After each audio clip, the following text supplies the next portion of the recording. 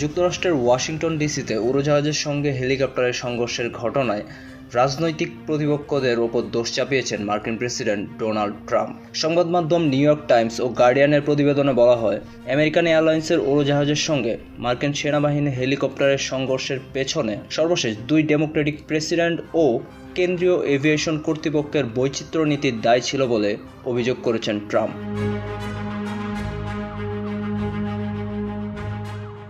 গত বুধবার রাতের দুর্ঘটনায় 67 জন মারা গেছেন বলে জানিয়েছে মার্কিন কর্মকর্তারা।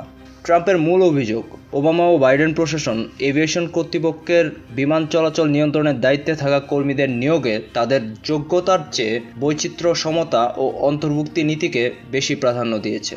যুক্তরাষ্ট্রে এই নীতির অধীনে সুবিধাবঞ্চিত জাতিগোষ্ঠী, লিঙ্গ ও শারীরিক প্রতিবন্ধীদের বিভিন্ন চাকরিতে সুযোগ দেওয়া হয়।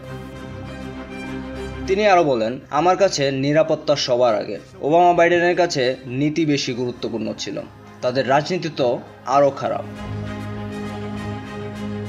ভাইস প্রেসিডেন্ট জেডি ভ্যান্স আরও এক ধাপে এগিয়ে অভিযোগ করেন, ডেমোক্র্যাট আমলে শুধুমাত্র শ্বেতাঙ্গ হওয়ায় অনেক যোগ্য ব্যক্তি এয়ার ট্রাফিক কন্ট্রোলারের চাকরি পায়নি। এজন্য শত শত লোক সরকারের বিরুদ্ধে মামলা করেছে বলেও অভিযোগ করেন তিনি। মার্কিন প্রেসিডেন্ট ও ভাইস প্রেসিডেন্টের এসব দাবির পেছনে কোনো প্রমাণ নেই বলে জানিয়েছে নিউ ইয়র্ক টাইমস ও গার্ডিয়ান। ট্রাম্প নিজেও জানিয়েছেন, দুর্ঘটনার কারণ অনুসন্ধানে তদন্ত মাত্র শুরু হয়েছে। দুর্ঘটনার পেছনে যে বৈচিত্র্য নীতিই দায়ী, এত দ্রুত কিভাবে সে সিদ্ধান্তে পৌঁছালেন সাংবাদিকদের এমন প্রশ্নের জবাবে ট্রাম্প বলেন, কারণ আমার কমন সেন্স আছে, দুর্ভাগ্যবশত অনেকের সেটা নেই।